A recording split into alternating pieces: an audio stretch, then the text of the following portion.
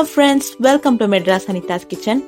Biryani செம்ம டேஸ்டா இருக்கும். அதுல இந்த கத்திரிக்காய் கிரேவி வச்சு சாப்பிட்டு பாருங்களேன். வேற லெவல்ல இருக்குங்க டேஸ்ட். வாங்க எப்படி பண்ணலாம்னு பார்க்கலாம். ஃபர்ஸ்ட் இதுக்கு ஒரு பவுடர் அரைச்சு வச்சுக்கலாம். அதுக்கு ஒரு பேன்ல 2 டேபிள் ஸ்பூன் வேர்க்கடலை சேர்த்துக்கோங்க. வேர்க்கடலை சேர்த்துட்டு ஒரு 2 நிமிஷம் நல்லா ஃப்ரை பண்ணிக்கோங்க. அப்புறம் 1 டேபிள் ஸ்பூன் எள்ளு சேர்த்துக்கோங்க. எள்ளு சேர்த்துட்டும் ஒரு 2 நிமிஷம் நல்லா ஃப்ரை பண்ணிக்கோங்க. கடைசியா ஒரே ஒரு டீஸ்பூன் வெந்தயம் சேர்த்துக்கோங்க. வெந்தயம் சேர்த்துட்டு நல்லா வறுத்துக்கோங்க. இப்போ எள்ளு வெடிக்குது பார்த்தீங்களா, இதுதான் கரெக்டான ஸ்டேஜ். இப்போ நீங்கள் ஸ்டவ் ஆஃப் பண்ணிவிட்டு தனியாக ஒரு பிளேட்டில் ட்ரான்ஸ்ஃபர் பண்ணி வச்சுக்கோங்க. இப்போ இது ஒரு மிக்சியில் போட்டு அரைச்சி பவுடராக எடுத்து வச்சுக்கோங்க. ஒரு கடாயில் 3 டேபிள் ஸ்பூன் நல்லெண்ணெய் சேர்த்துக்கோங்க. எண்ணெய் நல்லா சூடாகிட்ட அப்புறம் இதில் கத்திரிக்காயை சேர்த்துக்கலாம். நல்லா பிஞ்சு கத்திரிக்காயை எடுத்துக்கோங்க. எடுத்து இந்த மாதிரி க்ராஸாக கட் பண்ணிக்கோங்க. கட் பண்ணி ஆட் பண்ணிக்கோங்க.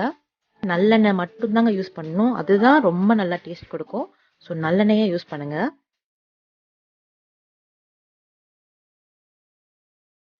இப்போ எண்ணெயில் நல்லா வதக்குங்க. கத்திரிக்காயோட கலர் நல்லா மாறும். அப்போ நம்ம கத்திரிக்காவை தனியாக ஒரு பிளேட்டில் எடுத்து வச்சுக்கலாம்.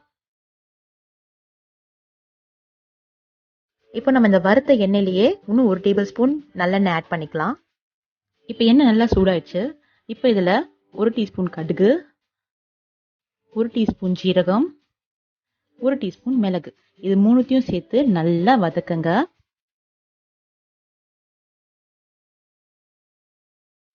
இப்போ இதில் ஒரு கொத்து கருவேப்பிலையும் ஒரு வெங்காயத்தை நான் சின்ன சின்னதாக நறுக்கி வச்சிருக்கேன், அதையும் சேர்த்துக்கலாம்.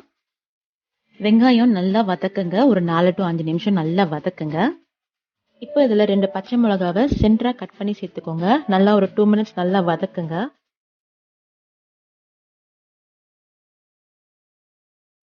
இப்போ இதில் 1 டேபிள் ஸ்பூன் இஞ்சி பூண்டு விழுது சேர்த்துக்கோங்க. இதோட பச்சை ஸ்மெல் போகிற வரைக்கும் நல்லா வதக்குங்க. அப்புறம் இதில் ஒரு தக்காளியை கட் பண்ணி சேர்த்துக்கோங்க. தக்காளி கொஞ்சம் நல்லா வதங்கணுங்க, அது வரைக்கும் கொஞ்சம் நல்லா வதக்குங்க. தக்காளி சேர்த்ததுக்கு அப்புறம் 1 டேபிள் ஸ்பூன் உப்பு சேர்த்துக்கோங்க. இப்போ இதில் 1 டேபிள் ஸ்பூன் மிளகாய்த்தூள், 1 டேபிள் ஸ்பூன் தனியாத்தூள், 1/2 டீஸ்பூன் மஞ்சத்தூள், இது மூணுத்தையும் சேர்த்து நல்லா வதக்குங்க. இந்த மசாலாவோட பச்சை ஸ்மெல் போகிற வரைக்கும் கொஞ்சம் நல்லா வதக்குங்க. இப்போ இதில் நம்ம ஃப்ரை பண்ணி வச்சிருக்கிற கத்திரிக்காவை சேர்த்துக்கலாம். சேர்த்துட்டு நல்லா மசாலாவோட நல்லா மிக்ஸ் பண்ணுங்க. மசாலா பேஸ்ட்லாம் உள்ள அந்த கத்திரிக்காய்க்குள்ள போகிற மாதிரி நல்லா மிக்ஸ் பண்ணுங்க. சின்ன லெமன் சைஸ்க்கு புளியை ஊற வச்சு கரைச்சி அந்த தண்ணியை சேர்த்துக்கோங்க.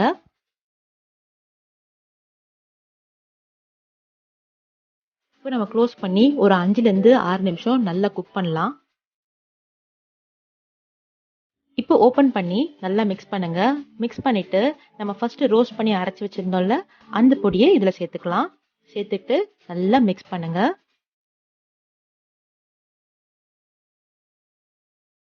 இப்போ நம்ம இதில் 1.5 கப்பு தண்ணியை ஊற்றி நல்லா மிக்ஸ் பண்ணலாம்.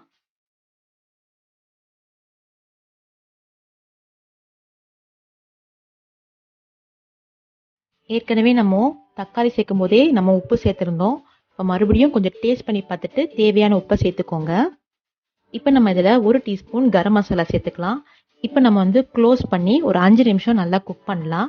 இந்த கரம் மசாலா எப்படி பண்ணணும்னு சொல்லிட்டு நான் டிஸ்கிரிப்ஷன் பாக்ஸில் லிங்க் ஷேர் பண்ணிக்கிறேன்.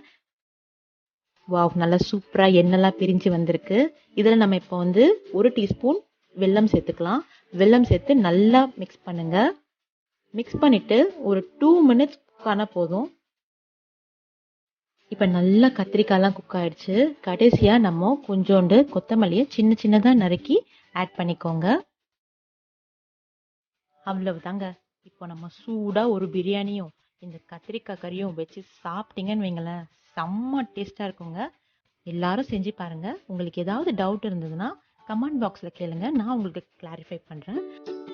இந்த வீடியோ உங்களுக்கு பிடிச்சிருந்ததுன்னா லைக் பண்ணுங்க, கமெண்ட் பண்ணுங்க, சப்ஸ்கிரைப் பண்ணுங்க. அப்படியே பக்கத்தில் இருக்க பெல் ஐக்கானையும் ப்ரெஸ் பண்ணுங்க. Thank you so much.